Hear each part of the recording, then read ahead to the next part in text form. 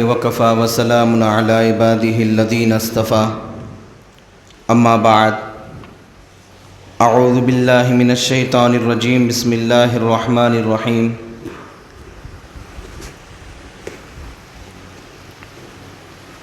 قل اللهم مالك الملك تؤتي الملك من تشاء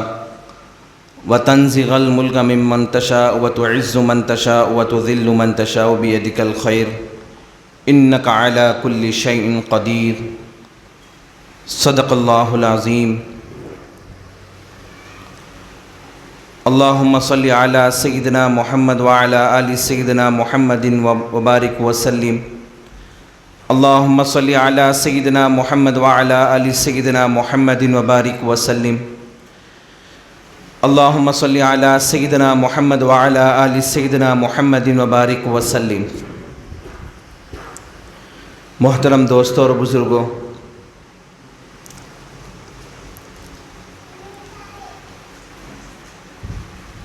آپ صلی اللہ علیہ وسلم کی سیرت طیبہ پر ہم نظر ڈالیں تو معلوم ہوتا ہے کہ آپ صلی اللہ علیہ وسلم ہر میدان میں امت کے لیے ایک نمونہ رہے ہیں۔ ہر میدان میں آپ صلی اللہ علیہ وسلم امت کے لیے اسوہ رہے ہیں۔ ہر شعبے میں آپ صلی اللہ علیہ وسلم کی زندگی کے اندر بہترین نمونہ تھا، اور قیامت تک کے آنے والے انسانوں کے لیے آپ صلی اللہ علیہ وسلم کی سیرت مبارکہ ایک نمونے کی حیثیت رکھتی ہے۔ لقد کان لکم فی رسول اللہ اسوۃ حسنہ، آپ صلی اللہ علیہ وسلم کو اللہ تعالیٰ نے پوری دنیائے انسانیت کے لیے ایک نمونہ بنا کر بھیجا ہے۔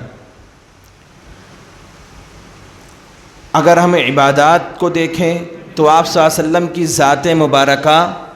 عبادات کے اندر بھی نمونہ ہے۔ اسی طرح معاشرت کے اندر دیکھیں تو آپ صلی اللہ علیہ وسلم کی ذات مبارکہ معاشرت کے اندر بھی بہترین نمونہ ہے۔ لیکن اکثر لوگ جب سیرت کو بیان کرتے ہیں یا پڑھتے ہیں اور سمجھتے ہیں تو یہ کہتے ہیں کہ آپ صلی اللہ علیہ وسلم ایک روحانی پیشوا تھے۔ آپ صلی اللہ علیہ وسلم صرف امت کی عبادات کے اندر رہبری کرنے والے تھے، لیکن دین کے دوسرے معاملات میں ہم نبی رحمت صلی اللہ علیہ وسلم کو اپنا نمونہ اور قائد نہیں مانتے۔ حالانکہ آپ صلی اللہ علیہ وسلم کی نبوت کا مقصد امت کا استحکام، امت کو جو ہے زندگی گزارنے کا طریقہ، اور جس طرح امت کو عبادت کی آپ صلی اللہ علیہ وسلم نے تعلیم دی ہے، وہیں پر امت مسلمہ کو اللہ کے نبی صلی اللہ علیہ وسلم نے دنیا میں زندگی گزارنے کے طور طریقے بتایا ہے، تہذیب و تمدن کی تعلیم دی ہے، سیاست اور حکمرانی کی تعلیم دی ہے، اوروں کے لیے کام آنا اور خدمت کرنے کی آپ صلی اللہ علیہ وسلم نے بہترین تعلیم دی ہے، انسانوں کے حقوق بتائے ہیں، جہاں پر والدین کے اور اولاد کے حقوق کو بیان کیا گیا، شوہر اور بیوی کے حق کو بیان کیا گیا، رشتہ داروں کے حقوق کو بیان کیا گیا، مسلمانوں کے ایک دوسرے پر جو حق ہے اس کو بیان کیا گیا۔ وہاں پر سیرت طیبہ کا ہم مطالعہ کریں تو معلوم ہوتا ہے کہ آپ صلی اللہ علیہ وسلم نے غیروں کے ساتھ کیسا سلوک کرنا ہے اس کا بھی جو ہے امت کو تعلیم دی ہے، اس کا بھی نمونہ بتایا ہے۔ آپ صلی اللہ علیہ وسلم نے انسانوں تو دور کی بات ہے، جانوروں کے حقوق تک بیان کیے ہیں کہ جانوروں کی حق تلفی بھی اسلام نے برداشت نہیں کی ہے۔ آپ صلی اللہ علیہ وسلم سے پہلے کے نبیوں کے حالات کو اگر ہم دیکھیں تو معلوم ہوگا کہ جتنے انبیاء علیہ الصلاۃ والسلام اس دنیا میں آئے، ان لوگوں نے دین اور سیاست کو الگ نہیں کیا، بلکہ دونوں کو اپنے ساتھ میں لے کر ان لوگوں نے چلا۔ بڑے بڑے جو مورخ گزرے ہیں ہمارے اس ملک کے اندر، بڑے بڑے مورخ جو گزرے ہیں ان لوگوں نے اس بات کا اقرار کیا ہے۔ ایک مشہور مورخ جو ہے 100 تاریخی ہستیوں کا ذکر کیا ہے، اس نے 100 تاریخی ہستیوں کو جمع کیا اور اس پر جو ہے انہوں نے کتاب لکھی۔ اس میں آپ صلی اللہ علیہ وسلم کو پہلا نمبر دیا اور کہا کہ دنیا میں جتنی تاریخی شخصیتیں گزری ہے وہ اپنے اپنے میدان کے لوگ تھے، لیکن محمد رسول اللہ صلی اللہ علیہ وسلم کی زندگی کا ہم مطالعہ کریں تو معلوم ہوتا ہے کہ آپ صلی اللہ علیہ وسلم بیک وقت 2 میدانوں کے آدمی تھے۔ آپ صلی اللہ علیہ وسلم نے اپنی امت کو دین کی تعلیم بھی دی اور دوسری طرف جو ہے آپ صلی اللہ علیہ وسلم نے امت کی حکمرانی فرمائی، امت کو تعلیم دی کہ ایک حکمران کو کس طرح رہنا چاہیے۔ آپ صلی اللہ علیہ وسلم نے اس کا نظام بتایا۔ اگر ہم عیسائیت کو دیکھیں تو معلوم ہوتا ہے کہ حضرت عیسیٰ علیہ السلام کے تعلق سے لوگ جو ہے اس بات کو مشہور کر دیے کہ جو ہے خدا، یعنی اگر خدا چاہتا ہو اس کو خدا سے جوڑ دو، اور جو قیصر چاہتا ہو اس کو قیصر سے جوڑ دو، یعنی قصر حکومت اس کو کہتے ہیں۔ تو اللہ کے نبی صلی اللہ علیہ وسلم نے ایسا نہیں کیا، بلکہ یعنی سجدہ خدا کو ہوگا، خدا کی ہم عبادت کریں گے اور زمین پر خدا کی حکمرانی ہوگی، فیصلے خدا کے مانے جائیں گے، حکم خدا کا مانا جائے گا، لیکن انسان اللہ کا خلیفہ ہوگا۔ زمین میں انسان اللہ کا بنایا ہوا خلیفہ ہے، حکومت کا امانت دار ہے کہ انسان دنیا میں جو حکومت کرتا ہے وہ اللہ کے فیصلوں کو سناتا ہے۔ اللہ کا جو بنایا ہوا قانون ہے، اللہ کا جو بنائی ہوئی شریعت ہے، وہ 1 دن یا 2 دن کے لیے نہیں ہے یا چند سالوں کے لیے نہیں ہے، بلکہ ہم تاریخ کا مطالعہ کریں، قرآن و حدیث کا جائزہ لیں تو ہم کو معلوم ہوتا ہے کہ اللہ نے جو اپنی کتاب قرآن مجید کو نازل کیا، یہ قیامت تک آنے والے لوگوں کے لیے نازل کیا ہے۔ اور کتاب کو صرف کتاب المسلمین نہیں بنایا، بلکہ کتاب کو جو ہے پورے عالم کے لیے ایک رہبری کی شکل اللہ نے نازل کی، پورے عالم کے لیے رہبر بنایا ہے اس کتاب کو۔ یہ قرآن مجید ہمارے لیے ایک رہبر کی حیثیت رکھتی ہے، نبی کی تعلیمات ہمارے لیے ایک رہبر کی حیثیت رکھتی ہے۔ آپ صلی اللہ علیہ وسلم کی زندگی کا ہم مطالعہ کریں، نبوت سے پہلے کے حالات پڑھیں، نبوت سے پہلے کے حالات کا ہم مطالعہ کریں تو آپ صلی اللہ علیہ وسلم کی زندگی میں نبوت سے پہلے کے حالات کو معلوم کریں کہ آپ صلی اللہ علیہ وسلم کی زندگی کے اندر اس جو مکے کے حالات تھے، ظلم و ستم والے حالات،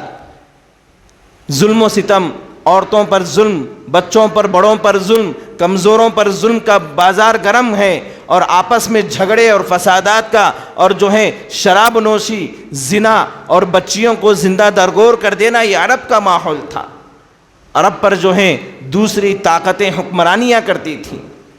دوسری طاقتیں عرب پر حاوی ہو چکی تھیں۔ اس وقت میں اللہ کے نبی صلی اللہ علیہ وسلم کی بعثت ہوئی۔ ایسے حالات میں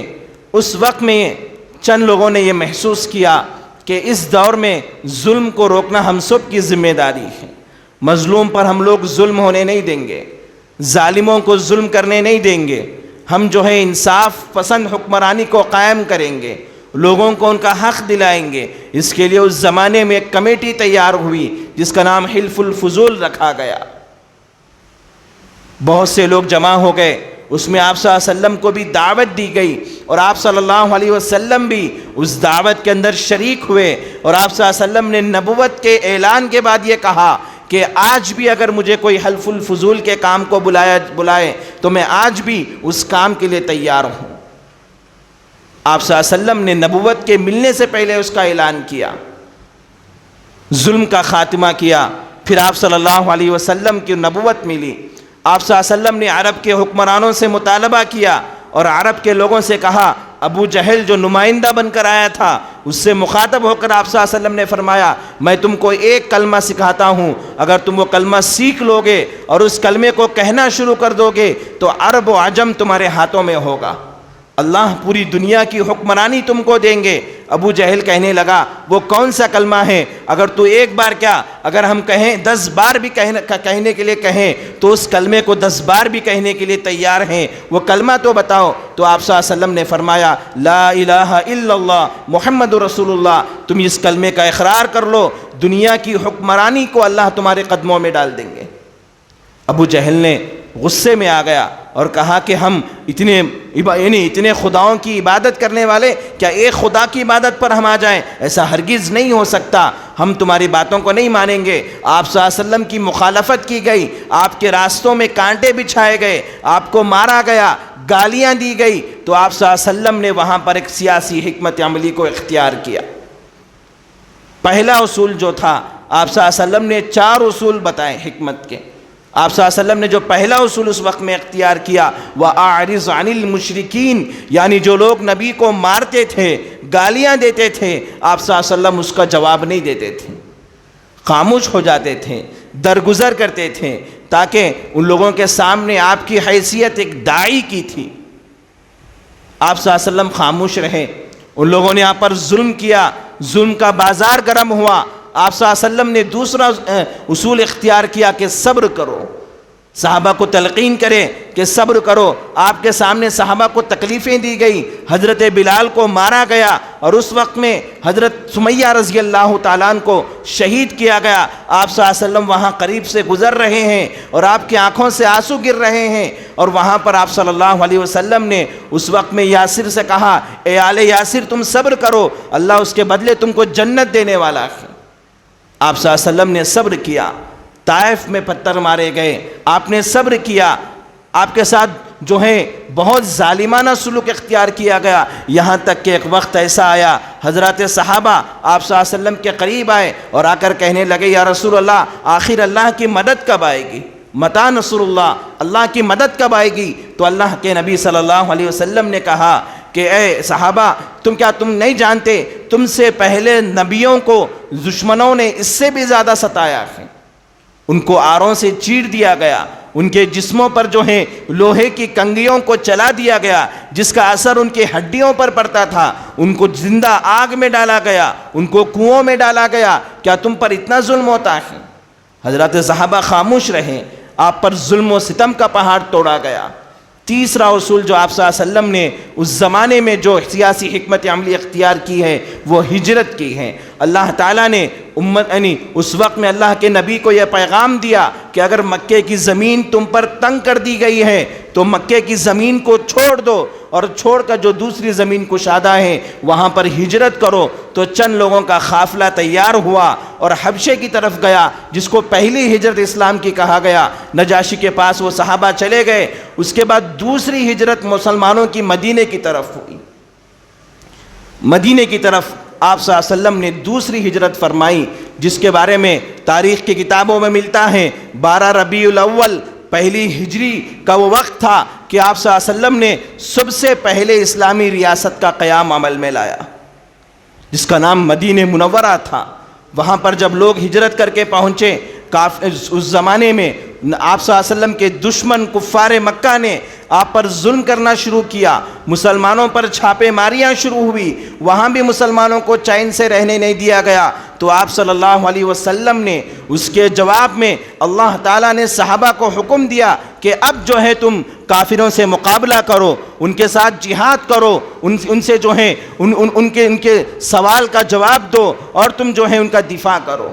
قرآن مجید کی یہ آیات نازل ہوئی، آپ صلی اللہ علیہ وسلم نے صحابہ کو جمع فرمایا، اور جنگ بدر کا معرکہ، عظیم معرکہ جہاں سے اسلام کی آبیاری ہوئی، وہ معرکہ وجود میں آیا، اور آپ صلی اللہ علیہ وسلم نے اسلام کی سب سے پہلی ریاست، سب سے پہلی آپ صلی اللہ علیہ وسلم کا سیاسی ایک اہم وہاں پر جو ہے موڑ تھا، آپ صلی اللہ علیہ وسلم نے مدینے کی ریاست کا قیام عمل میں لایا۔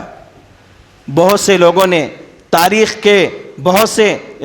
دشمنان اسلام نے آپ صلی اللہ علیہ وسلم پر اعتراض کرتے ہوئے کہا کہ نبی کی جو مکی زندگی تھی وہ اللہ کو پانے والی زندگی تھی،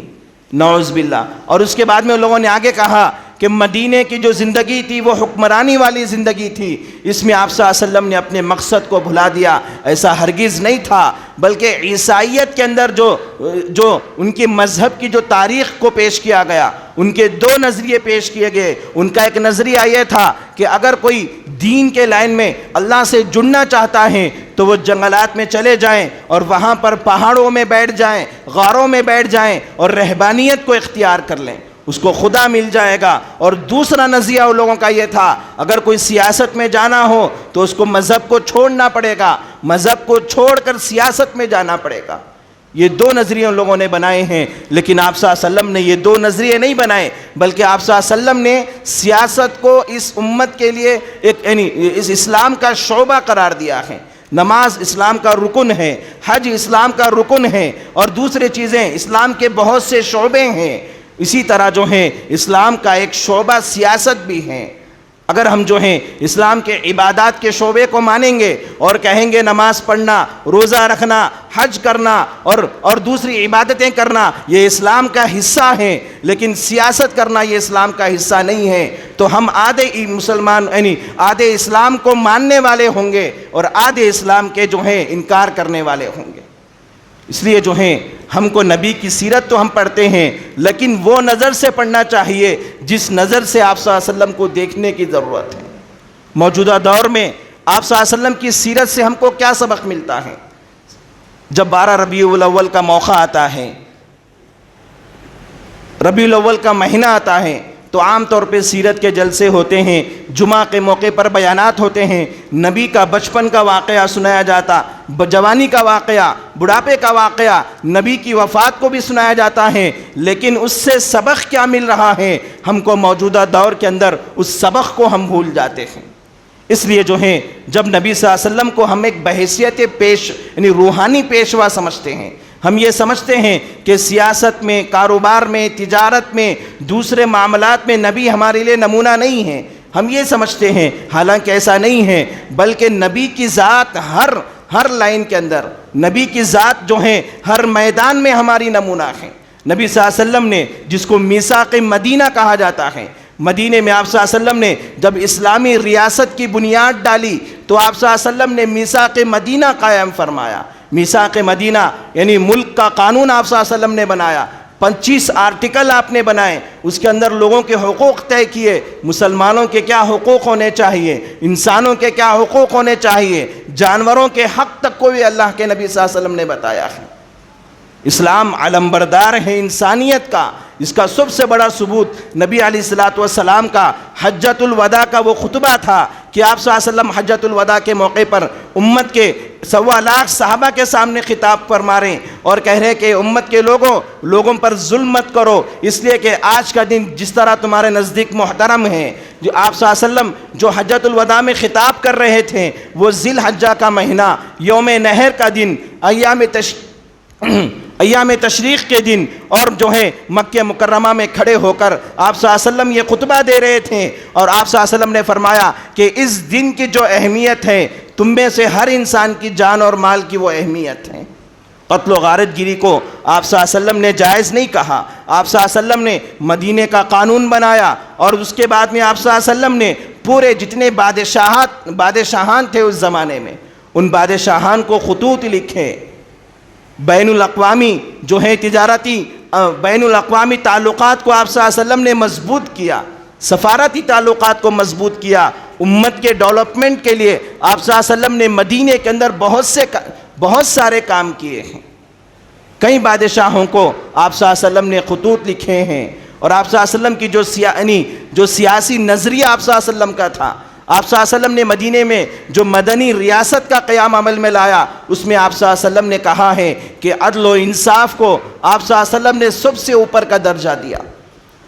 آپ صلی اللہ علیہ وسلم کے عدل و انصاف کے بارے میں اگر ہم پڑھیں تو معلوم ہوتا ہے کئیوں روایتیں ہیں، کئیوں واقعات ہیں جہاں پر آپ صلی اللہ علیہ وسلم کے عدل و انصاف، آپ کے اخلاق سے متاثر ہو کر لوگ اسلام کے اندر حلقے بدوش اسلام کے دائرے میں آ کر پناہ لیتے تھے۔ ایک مرتبہ ایک یہودی جس کا جھگڑا ایک مسلمان کے ساتھ ہو گیا، وہ آپ صلی اللہ علیہ وسلم کے پاس لے کر وہ جھگڑے کو آئے، اور آ کر یہودی کہنے لگا ایک دوسرے کا مقدمہ پیش ہوا تو آپ صلی اللہ علیہ وسلم نے دیکھا کہ یہودی حق پر ہیں اور جو مسلمان ہیں وہ ظالم ہیں، تو آپ صلی اللہ علیہ وسلم نے اس یہودی کے حق میں فیصلہ فرمایا اور وہ مسلمان ناراض ہو گیا، لیکن آپ صلی اللہ علیہ وسلم نے اس کی ناراضگی کی کوئی پرواہ نہیں کی اور وہاں سے وہ لوگ نکل گئے۔ جب باہر نکلے وہ مسلمان کہنے لگا کہ نہیں، مجھے اب عمر کے پاس جانا ہے، عمر کا فیصلہ میں مانوں گا، نبی کا فیصلہ نعوذ باللہ میں نہیں مانوں گا۔ اب وہ یہودی بیچارہ پریشان ہو کر حضرت عمر کے پاس پہنچا اور حضرت عمر نے کہا کہ حضرت عمر سے کہا اس یہودی نے کہ ہمارا جو فیصلہ ہے وہ نبی کے پاس ہو چکا ہے، لیکن یہ تمہارا مسلمان بھائی اس فیصلے کو ماننے کے لیے تیار نہیں ہے۔ حضرت عمر رضی اللہ تعالیٰ نے کہا کہ ابھی تمہارا فیصلہ کروں گا۔ گھر میں گئے اندر اور باہر نکل کر تلوار سے اس کی گردن کو اڑا دیا اور کہا کہ جسے نبی کا فیصلہ منظور نہیں ہے، جس کو نبی کا فیصلہ منظور نہیں ہے، اس کے ساتھ عمر یہ فیصلہ کرتا ہے۔ اور نبی علیہ الصلوۃ والسلام کا نظریہ اگر ہم یہاں پر دیکھیں، آپ نے یہ نہیں دیکھا کہ یہ مسلمان ہیں، یہ یہودی ہیں، بلکہ آپ صلی اللہ علیہ وسلم نے یہ دیکھا کہ حق پر کون سا آدمی ہے۔ تاریخ کی روایتیں اس پر گواہ ہیں، تاریخ ہمارے سامنے ہے۔ نبی کا جو دور تھا، سیاسی دور، وہ بہت سنہرا دور تھا۔ آپ کے زمانے کے اگر ہم آنکڑے نکالے کہ آپ صلی اللہ علیہ وسلم کے زمانے میں ظلم کا کیا حال تھا، مدنی معاشرے کا کیا مزاج تھا، ظلم کا مزاج بالکل ختم ہو کر رہ گیا۔ حضرت عمر رضی اللہ تعالیٰ عنہ کی خلافت کا دور دیکھیں تو معلوم ہوگا کہ حضرت عمر رضی اللہ تعالیٰ عنہ کا خلافت کا دور مسلمانوں کا حسین دور تھا،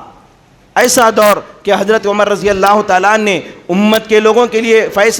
وہاں کے لوگوں کے لیے فیصلہ کیا تھا کہ جو بھی بچہ پیدا ہوگا اس کو حکومت کی طرف سے جو ہے بیت المال دیا جائے، بیت المال سے وظیفہ دیا جائے گا۔ کئی واقعات ہیں، اور آپ صلی اللہ علیہ وسلم نے جو مدنی معاشرے کی تعمیر کی ہے، آپ صلی اللہ علیہ وسلم نے یہ نظام بنایا ہے، زکوٰۃ کا سسٹم بنایا تاکہ مالداروں سے مال کو لیا جائے اور غریبوں میں وہ مال تقسیم ہو۔ ایسا نہ ہو کہ مال جو ہے صرف مالداروں میں گول گھومتا رہے، غریب ہوتا چلا جائے۔ آپ صلی اللہ علیہ وسلم نے ایسے نظام کو ختم کیا، اسلامی ریاست کی بنیاد رکھی، ایسا عادلانہ نظام آپ نے قائم کیا۔ سینکڑوں واقعات آپ صلی اللہ علیہ وسلم کے ہیں، غیروں کے ساتھ آپ صلی اللہ علیہ وسلم کے سلوک کے واقعات ہیں۔ حاتم طائی کی لڑکی آپ کے دربار میں مجرم بنا کر پیش کی گئی۔ آپ صلی اللہ علیہ وسلم نے دیکھا کہ حاتم طائی کی بیٹی کے سر پہ دوپٹہ نہیں ہے، آپ نے اپنی چادر کو نکالا اور اس بیٹی کے سر پر ڈالتے ہوئے کہا، اس بیٹی کے سر پر ڈالا تو حضرات صحابہ کی چیخیں نکل گئی اور حضرات صحابہ کہنے لگے یا رسول اللہ، یہ آپ کا پاکیزہ چادر اور جس پر ہم قربان جائیں کہ آپ جو ہیں ایک کافر کی بیٹی پر اڑا رہے ہیں۔ تو آپ صلی اللہ علیہ وسلم نے فرمایا بیٹی کسی کی بھی ہو لیکن میری امت کی بیٹی ہے، جس طرح میں مسلمان کے چہرے یعنی سر کو ننگا دیکھنا برداشت نہیں کر سکتا، اسی طرح جو ہے ایک کافر کی بیٹی کے سر کو بھی میں ننگا ہوتا ہوا برداشت نہیں کر سکتا۔ حقیقت میں سیکولرزم ہے، حقیقت میں جو ہیں اگر جو ہیں بھائی چارگی ہیں تو نبی کے دین اور شریعت کے اندر رکھیں۔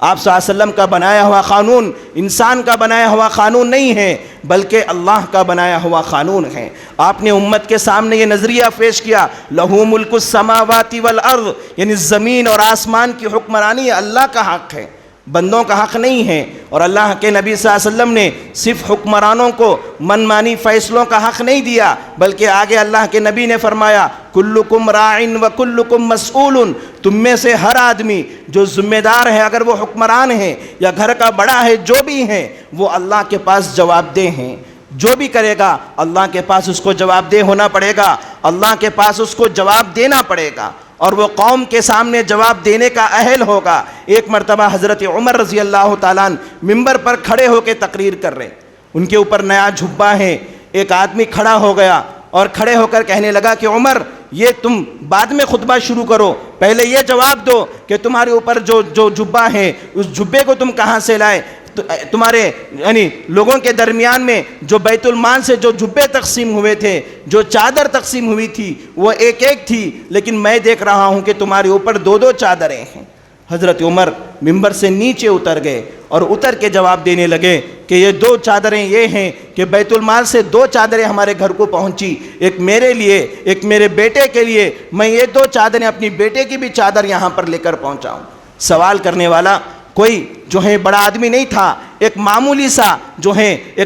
سا آدمی تھا، حضرت عمر کو سوال کر رہا ہے، اور حضرت عمر بلا جھجک اور نیچے اتر کر سوال کا جواب دے رہے ہیں۔ یہ نبی علیہ الصلوۃ والسلام کا مزاج اور نظام حکمرانی، اور ایسا نظام اور ایسا مزاج آپ صلی اللہ علیہ وسلم نے بنایا تھا مدنی معاشرے کو، اور ایسا مدنی معاشرہ، ایسا کامیاب معاشرہ بنایا کہ ایک وقت ایسا بھی آیا مدینے کے اندر کہ لوگ زکوٰۃ اور صدقے کی رقم کو لے کر ڈھونڈنا پڑتا تھا لوگوں کو کہ ہائے کوئی زکوٰۃ لینے والا، کوئی صدقہ لینے والا، تو صدقہ لینے والا جو ہے ان گلیوں میں نہیں ملتا تھا۔ آپ صلی اللہ علیہ وسلم کی جو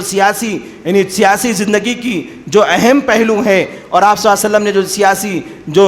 وسلم نے جو سیاست کا نظام بنایا ہے، اس میں رفاہی خدمات کو شامل کیا۔ جب آپ صلی اللہ علیہ وسلم پر پہلی وحی نازل ہوئی، غار حرا کے اندر حضرت جبریل علیہ السلام تشریف لائے اور آپ کو آپ کے سینے سے لگا کر دبانے لگے، اور آپ صلی اللہ علیہ وسلم پر بے چینی طاری ہو گئی، اور آپ صلی اللہ علیہ وسلم وہاں سے نکل کر حضرت خدیجہ کے پاس گئے، تو حضرت خدیجہ کہنے لگی یا رسول اللہ، اللہ آپ کو ضائع نہیں کریں گے۔ آگے حضرت خدیجہ نے تاریخی الفاظ کہے ہیں اور کہا ہے کہ یا رسول اللہ، آپ جو ہیں غریبوں کی خدمت کرنے والے ہیں، بیواؤں اور مسکینوں کی خدمت کرنے والے ہیں، لوگوں کے کام آنے والے ہیں، اور آپ لوگوں کے لیے مر مٹنے والے ہیں، آپ کو اللہ ضائع نہیں کریں گا۔ اللہ کے نبی حضرت خدیجہ نے یہ نہیں کہا یا رسول اللہ آپ تہجد گزار ہیں، یا رسول اللہ آپ تو تسبیحیں پڑھنے والے ہیں، یا رسول اللہ آپ تو 5 وقت کے نمازی ہیں، آپ پر حالات نہیں آئیں گے۔ اللہ کے نبی کو حضرت خدیجہ نے ایسا نہیں کہا، بلکہ وہ صفات گنائے ہیں جو نبی کے اندر حقیقی صفات تھے۔ تو اس لیے جو ہے ہم لوگوں کا جو نظریہ بن گیا ہے کہ اسلام سے سیاست کا کوئی تعلق نہیں ہے، یہ غلط نظریہ ہے، یہ ناقص اسلام ہے۔ اگر ہم دیکھا جائے اسلام کا صحیح معنوں میں مطالعہ کریں تو سیاست بھی اسلام کا حقیقی حصہ ہے، لیکن آج کے زمانے میں جو سیاسی نظام ہے، دھوکے بازی کا، لوگوں کو دھوکہ دینے کا، جھوٹ کا، سود کا اور لوگوں پر ظلم کا، یہ سیاسی نظام سے اللہ کے نبی کا کوئی تعلق نہیں ہے۔ 1400 سال پہلے کی سیاست کو دیکھیں، نبی کے پاکیزہ مزاج کو دیکھیں، حضرت خلفاء کے مزاج کو دیکھیں، ان کی حکمرانی، ان کی سادگی، امت کے لیے مر مٹنے کا مزاج، امت کی خدمت کا مزاج اگر ہمارے اس زمانے کے لوگ اختیار کر لیں تو یہ امت پورے عالم کے لیے ایک رہبری کرنے والی امت بن سکتی ہے۔ اللہ کے نبی نے خیر امتین کا جو لقب اس امت کو دیا ہے، وہ اس لیے نہیں دیا کہ امت لوگوں کو صرف عبادات کی طرف بلائیں لیکن معاشرت کو چھوڑ دیں۔ اللہ کے نبی نے اس لیے اس امت کو نہیں بنایا تھا۔ اللہ کے نبی نے اس امت کو مکمل نظام حیات دیا۔ اللہ کے نبی نے کہا کہ تم کو نماز کی بھی دعوت دینا ہے، روزے کی بھی دعوت دینا ہے، حج کی بھی دعوت دینا ہے، لوگوں کے حقوق پہ بھی آواز اٹھانا ہے، تمام طریقوں کی دعوت دینا ہے، اور یہ ذمہ داری ہر مسلمان کی ہے۔ اللہ کے نبی صلی اللہ علیہ وسلم نے امت کے اندر کہا کہ اللہ کے نبی صلی اللہ علیہ وسلم نے کسی ایک فرد کو اپنی منمانی کرنے کا حکم نہیں دیا، بلکہ اللہ کے نبی صلی اللہ علیہ وسلم نے فرمایا کہ ہر آدمی کو جو ہے مشورے سے کام کرنا ہوگا۔ اللہ کے نبی صلی اللہ علیہ وسلم نے اپنی حکومت کا جو سب سے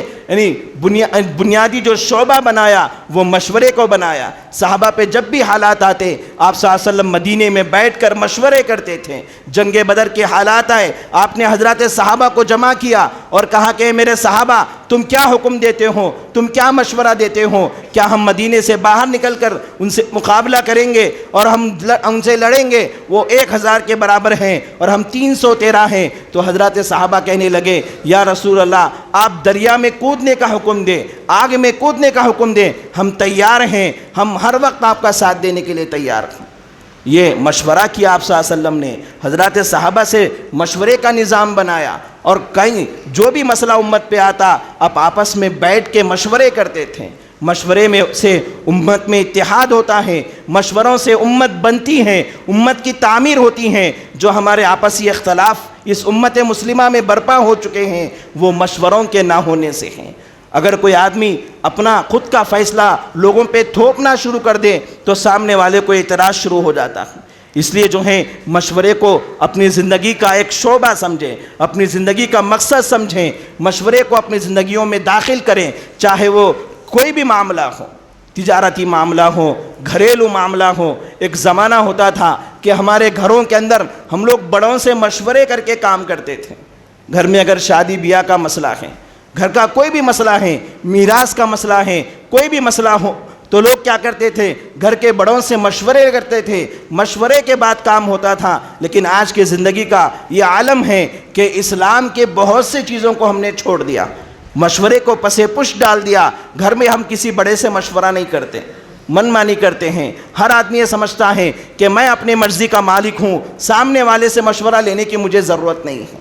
تو یہ جو ہے اسلام کا نظام نہیں ہے، بلکہ اسلامی جو نظام ہے وہ مشورے کا نظام ہے۔ حضرات صحابہ پہ جو بھی حالات آئے، آپ صلی اللہ علیہ وسلم بیٹھ کر حضرات صحابہ سے مشورہ کرتے تھے۔ تو اس لیے جو ہے بہت سی چیزوں کو ہم کو سیکھنے کی ضرورت ہے، اسلام کو صحیح معنی میں ہم کو پرکھنے کی ضرورت ہے، پڑھنے کی ضرورت ہے۔ اسلام کو ہم اس معنی کرنا دیکھیں کہ اسلام صرف عبادت والا مذہب ہے، صرف عبادتیں کریں گے، لیکن دینی دوسرے معاملات جو ہیں یہ دنیاوی معاملات ہیں، اس سے اسلام کا کوئی تعلق نہیں ہے۔ یہ بالکل غلط بات ہے۔ اسلام کا اس سے گہرا تعلق ہے۔ اللہ کے نبی کی زندگی کا ہم مطالعہ کریں تو آپ کی زندگی کا بڑا حصہ جو ہے سیاست سے متعلق ہے۔ آپ صلی اللہ علیہ وسلم نے حکمرانوں کو بتایا کہ ایک حکمران کس طرح ہونا چاہیے، امت کو کس طرح ہونا چاہیے، اور ایک ملک کو کس طرح ترقی پہ لانا چاہیے۔ آپ صلی اللہ علیہ وسلم نے یہ تمام چیزوں کو اپنے زمانے میں بتایا ہے، تو اس کو سیکھنے کی ہم کو ضرورت ہے۔ اللہ کے نبی صلی اللہ علیہ وسلم نے امت کو یہ تعلیم دی ہے، غریبوں کی خدمت کا مزاج اللہ کے نبی نے بتایا ہے، غریبوں کی خدمت کا مزاج اللہ کے نبی نے بتایا ہے۔ آپ کے بعد حضرات صحابہ کی زندگی کو بھی ہم پڑھیں تو معلوم ہوتا ہے کہ حضرات صحابہ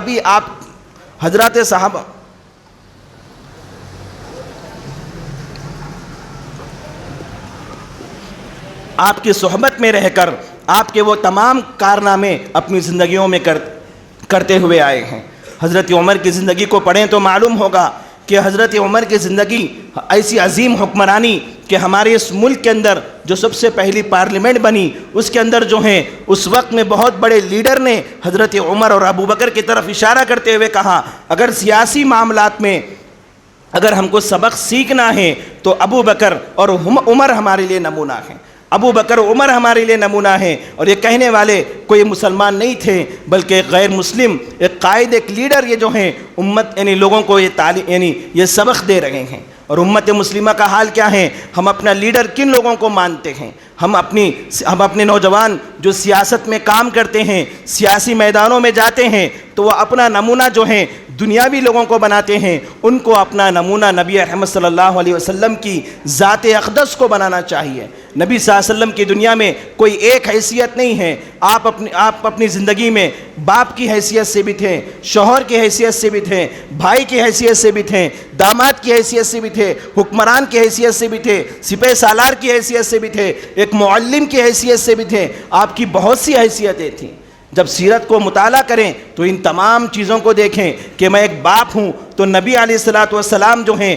بحیثیت باپ اپنے بچوں کی تربیت کس طرح کی، اپنے بچوں کے حقوق کس طرح ادا کیے۔ اگر میں شوہر ہوں تو نبی کی زندگی کو دیکھیں کہ نبی نے شوہر ہونے کی حیثیت سے اپنی زندگی میں کس طرح کردار نبھایا ہے۔ یہ تمام چیزیں جو ہیں امت کے لیے نبی کی سیرت ایک نمونہ ہے۔ نبی کی سیرت کو کوئی رسمی سیرت نہ بنائے۔ اصل میں یہ جو ہیں ہم لوگ رسمی چیزوں کے عادی ہو گئے۔ جیسے 12 ربیع الاول کا مہینہ آتا ہے، اصل مقصد کو بھول جاتے ہیں۔ سیرت ہمارے بچوں کو نہیں معلوم، ہمارے بڑوں کو نہیں معلوم، ہمارے بچیوں کو نہیں معلوم، ہماری عورتوں کو نہیں معلوم۔ اگر ہم میں سے کسی کو پوچھا جائے کہ نبی کی کتنی بیویاں تھے تو ہم وہ بتانے کے بھی لائق نہیں ہیں، ہمارے بچے بھی نہیں بتا پائیں گے۔ یہ ہماری ایمان کی کیفیت ہے، یہ ہمارے ایمان کا اسٹیج ہے۔ لیکن اگر ہم جو ہیں دنیاوی معاملات میں سب کچھ ہم لوگ جانتے ہیں، لیکن جب سیرت النبی کا موقع آتا ہے، 12 ربیع الاول کی تاریخیں آتی ہیں، تو ہم ان مقاصد کو چھوڑ کر جو ہیں رسمی چیزوں کے پیچھے بھاگتے ہیں۔ تو ان چیزوں کو چھوڑ کر جو ہیں امت کو، اپنے بچوں کو اور اپنے بڑوں کو، ہر ایک کو سیرت پڑھنے کی ضرورت ہے۔ سیرت کی طرف اپنے بچوں کو توجہ دلانے کی ضرورت ہے، نبی کی زندگی کو نمونہ بنانے کی ضرورت ہے۔ جب تک ہم اپنے نبی کی زندگی کو نمونہ نہیں بنائیں گے، ہماری دنیا میں کامیابی ممکن نہیں ہے۔ دنیا کے اندر ہم اپنا نمونہ دنیا کے حکمرانوں کو بنائیں گے اور دنیا کی ظالم حکومتوں کو بنائیں گے تو ہم دنیا میں کامیاب نہیں ہو سکتے۔ بلکہ سیاست بھی اگر کرنا ہے تو نبی کے اصولوں پہ چلنا ہوگا، نبی کے معاملات کو دیکھنا ہوگا، نبی کی سیاسی حکمت عملیوں کو دیکھنا ہوگا۔ آپ صلی اللہ علیہ وسلم نے پوری دنیا کے اندر، آپ کی پیدائش مکہ مکرمہ میں ہوئی، لیکن آپ صلی اللہ علیہ وسلم نے ایک ایسا سیاسی انقلاب لایا جہاں پر آپ کی حکومتیں نہیں تھیں۔ ہندوستان کے اندر، چین کے اندر، جنوبی ایشیا کے اندر اور مختلف ممالک کے اندر جہاں پر جو ہیں کوئی صحابی کی پیدائش نہیں ہوئی، نہ نبی کی پیدائش ہوئی، لیکن وہاں پر بڑی تعداد میں آج بھی مسلمان موجود ہیں۔ یہ آپ صلی اللہ علیہ وسلم کی وہ حکمت عملی اور آپ صلی اللہ علیہ وسلم کا وہ سیاسی نظام تھا۔ جب قوموں پر ظلم ہوتا ہے تو ایک حکمران صحیح انصاف کی آواز لگاتا ہے، اس حکمران کے پیچھے لوگ بھاگتے ہیں۔ تو آپ صلی اللہ علیہ وسلم کی جو آواز تھی، انصاف والی آواز، لوگوں کو حق دلانے والی آواز، آپ صلی اللہ علیہ وسلم جو ہیں بادشاہوں کی طرح اپنی زندگی نہیں گزاری، بلکہ سادہ زندگی، امت کی خلافت کی امت کو جو ہیں آپ صلی اللہ علیہ وسلم نے یہ تعلیم دی کہ میرے آنے کے بعد، میرے جانے کے بعد میرے جو خلفاء ہوں گے وہ امت کے حکمراں ہوں گے اور امت سے مشورے کر کے کام کریں گے۔ اور آپ صلی اللہ علیہ وسلم کے بعد جو چاروں خلفاء گزرے ہیں ان کی تاریخ کو دیکھیں، اس وقت میں مسلمانوں کی کامیابیوں کو دیکھیں، اس وقت میں پورے عالم کے اندر مسلمانوں کا جو حال تھا، مسلمانوں کی جو بلندی تھی، وہ ہم سب کے لیے نمونہ ہیں۔ اور آپ صلی اللہ علیہ وسلم نے سیاسی حکمت عملی کے اندر اس بات کو بھی بتایا کہ ظلم کو سہنا بھی نہیں ہے اور ظلم کو ہوتا ہوا روکیں اور دیکھیں اور ظلم کو نہ روکیں، تو آپ صلی اللہ علیہ وسلم نے اس کو بھی ظلم قرار دیا ہے۔ آپ صلی اللہ علیہ وسلم نے ظلم کو پسند نہیں فرمایا۔ اس لیے جو ہیں سیرت کا موقع ہے، 12 ربیع الاول کا بھی موقع آنے والا ہے، تو ایسے موقعوں پر جو ہیں رسمی کاموں میں اپنے وقت کو نہ لگائے، بلکہ یہ سوچے کہ میرے اس عمل سے امت کو کیا فائدہ ہونے والا ہے، امت میں کیا تبدیلی آ سکتی ہے، کیا انقلاب آ سکتا ہے۔ ایسے انقلابات والے کام کریں، اور ہم جو ہیں جب تک سیاسی میدان میں کامیاب نہیں ہوں گے، سیاسی میدان میں طاقتور نہیں بنیں گے، تو دینی معاملات میں بھی مضبوط ہونا ممکن نہیں ہے۔ اللہ کے نبی صلی اللہ علیہ وسلم نے جب مکے سے مدینے کو ہجرت کیا تو سب سے پہلے آپ نے سیاسی ماحول بنایا، وہاں پر سیاسی حکومت بنائی، وہاں کے حالات بنائے، یہودیوں کو، عیسائیوں کو، ان لوگوں کو آپ صلی اللہ علیہ وسلم نے خطوط لکھے اور ان لوگوں کو جو ہیں ایک جگہ جمع فرمایا اور ان کو اتحاد کی دعوت دی اور ایک مضبوط حکومت قائم کی۔ اس کے بعد مسلمانوں کی آواز اٹھی اور پورے عالم میں آواز پھیلی اور 1.5 لاکھ کا مجمع آپ کی وفات کے وقت اس دنیا میں موجود تھا۔ تو اس لیے جو ہے ہم کو فکر کرنے کی ضرورت ہے۔ ابھی انتخابات بھی آنے والے ہیں، اس سے پہلے جو حضرات جو ہیں ہم جو ہیں مکمل طور پر اس کی تیاری کرنا ہے۔ پہلے تیاری یہ کرنا ہے کہ ہم جو ہیں ہماری جو طاقت ہے اس وقت میں، اس ملک کے اندر جو طاقت ہماری بنی ہوئی ہے، وہ جو ہے اس کو مضبوط کرنے کی ضرورت ہے۔ اگر ہم اس کو مضبوط نہیں کریں گے اور خالی روتے رہیں گے، اسلام کا تحفظ ہو، مدارس کا تحفظ ہو، مسجدوں کا تحفظ ہو، ممکن نہیں ہو سکتا۔ اس لیے جو ہے نبی کی جو سیرت تھی اس کو ہم نمونہ بنائیں گے۔ آپ صلی اللہ علیہ وسلم نے کیسی حکمت عملی اختیار کی، اس حکمت عملی کو اختیار کرتے ہوئے ہم جو ہے سیاسی طور پر مضبوط ہونے کی کوشش کریں گے۔ اور اس وقت کا سب سے اہم کام جو ہے تحفظ اسلام اور تحفظ دین کے لیے سب سے بڑا اہم کام اس وقت کا یہ ہے کہ ہم جو ہے سیاسی اعتبار سے مضبوط ہوں۔ اس کے لیے ہمارا ووٹنگ پرسنٹیج بڑھنا چاہیے، اس کے لیے ہم میں سے ہر ایک آدمی ووٹ ڈالنے کی فکر کرنا چاہیے۔ ووٹ کی حیثیت ایک ہتھیار کی اس وقت میں ہے، اگر ہم ووٹ نہیں ڈالیں گے تو اس ملک میں ہماری کوئی حیثیت باقی نہیں رہے گی۔ اس لیے سب سے پہلے ہم کو ووٹ ڈالنا ہے۔ اس کے بعد میں آپ صلی اللہ علیہ وسلم نے جو صفات بتائے ہیں حکمران کے، ان صفات کو ڈھونڈنا ہے اور کیسا ہمارا حکمران ہونا چاہیے اس کے بارے میں سوچنا ہے۔ اس لیے کہ ووٹ کی جو حیثیت ہے امانت کی ہے، امانت میں خیانت کرنا گناہ کبیرہ ہے، اور ووٹ کی دوسری حیثیت شہادت کی ہے، یعنی گواہی کی ہے۔ گواہی دینا ہمارے لیے واجب ہے، تو گواہی کو ترک کرنا بھی جائز نہیں ہے۔ 2 چیزیں جو ہم کو مد نظر رکھنا ہے۔ اور دوسری اہم بات یہ ہے کہ ووٹ کو بیچنا جائز نہیں ہے بلکہ حرام ہے۔ اکثر لوگ جو ہیں ووٹ کو خریدنے کی کوشش کرتے ہیں، ووٹ کو بیچنے والے الگ ہیں، ووٹ کو خریدنے والے الگ ہیں۔ اس لیے کہ ووٹ کا خریدنا یہ امت کا باغی ہی کر سکتا ہے، مسلمان نہیں کر سکتا۔ ایمان والا ووٹ کو نہیں بیچ سکتا اور نہ خرید سکتا ہے۔ اس لیے کہ ووٹ اس وقت میں ہمارے اس ملک کے اندر ووٹ کی حیثیت ایک ہتھیار کی ہے، اسلام کو بچانے کے لیے ایک مضبوط ہتھیار کی حیثیت رکھتا ہے ووٹ۔ اگر اس کو ہم بیچیں گے اور خریدیں گے تو اس امت کا جو ہے امت پر اس کے حالات آئیں گے اور اس کے ذمہ دار ہم خود ہوں گے۔ اس لیے جو ہے ابھی سے اپنے ذہنی طور پہ تیاریاں کرے اور اس کو جو ہے اسلام کا ایک حصہ سمجھ کر کریں۔ ہم میں سے اکثر لوگ یہ سمجھتے ہیں نماز پڑھنا عبادت ہے، روزہ رکھنا عبادت ہے، حج کرنا عبادت ہے، یہ تمام کام عبادت ہیں، مسجد میں جو کام ہوتا وہ عبادت ہیں، لیکن مسجد کے باہر جو ہوتا وہ عبادت نہیں ہے۔ ہم لوگوں کا ایک نظریہ بن چکا ہے، ایسا نہیں ہے، بلکہ اس سیاسی جتنے معاملات ہیں وہ تمام کے تمام اگر ہم امت کے خیر کے لیے کر رہے ہیں تو وہ بھی عبادت ہیں، امت کے لیے خیر کے لیے کر رہے ہیں۔ اگر اپنے ذاتی مفاد کے لیے اور اپنی ذاتی فائدے کے لیے کر رہے ہیں تو وہ جو ہے ہمارے لیے نقصان دہ ہیں، اس کو سمجھنے کی ضرورت ہے۔ اور اللہ تعالی ہم سب کو کہنے سننے سے زیادہ عمل کی توفیق عطا فرمائے۔ وآخر دعوانا الحمدللہ رب العالمین۔ جو حضرات سنت ادا نہیں کرے وہ سنت ادا کرے۔